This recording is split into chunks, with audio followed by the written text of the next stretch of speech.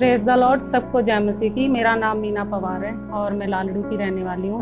मैं आज आपको बताऊंगी कि परमेश्वर ने मेरे जीवन में कितने बड़े बड़े काम किए हैं। मुझे पहले यूट्रस की प्रॉब्लम रहती थी। मैं डॉक्टरों के पास गई और डॉक्टरों ने मुझे बताया कि आपके यूट्रस में रसोली है। तो कई डॉक्टरों के पास गई मैं, तो उन्होंने अल्ट्रासाउंड किया तो उन्होंने मना कर दिया कि आपकी यूट्रस बाहर निकलेगी, कि हमारे पास कोई इलाज नहीं है।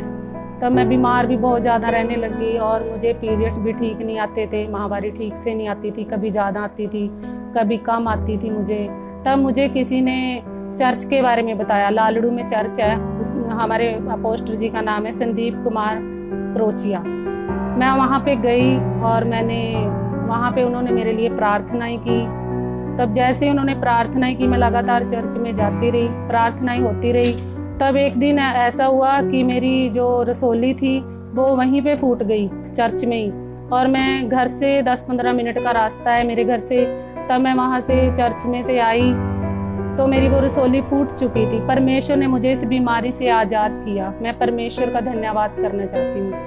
और दूसरी गवाही है कि मेरे गले में प्रॉब्लम रहती थी बहुत ज़्यादा, मेरी आवाज़ साफ नहीं आती थी, वोकल कॉर्ड फट चुके थे।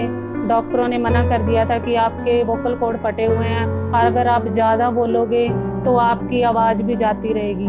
तो मैंने 15 दिन बच्चों से भी बात नहीं की। मेरा इलाज चल रहा था कुरुक्षेत्र के डॉक्टर, जाने माने सिर्फ सर्जन डॉक्टर के पास चल रहा था मेरा इलाज। तो उन्होंने मना कर दिया था कि आपको बोलना नहीं है बिल्कुल भी। मैं 15 दिन तो बिल्कुल भी मेरी आवाज़ नहीं निकली। बच्चे भी तरस गए थे कि माँ की आवाज़ कैसी होती है। तब परमेश्वर ने मेरे जीवन में ये अद्भुत चमत्कार किया और मेरे गले में यहाँ पे गिल्टी थी जो वो निकली और परमेश्वर ने मेरे को इस बीमारी से आज़ाद किया।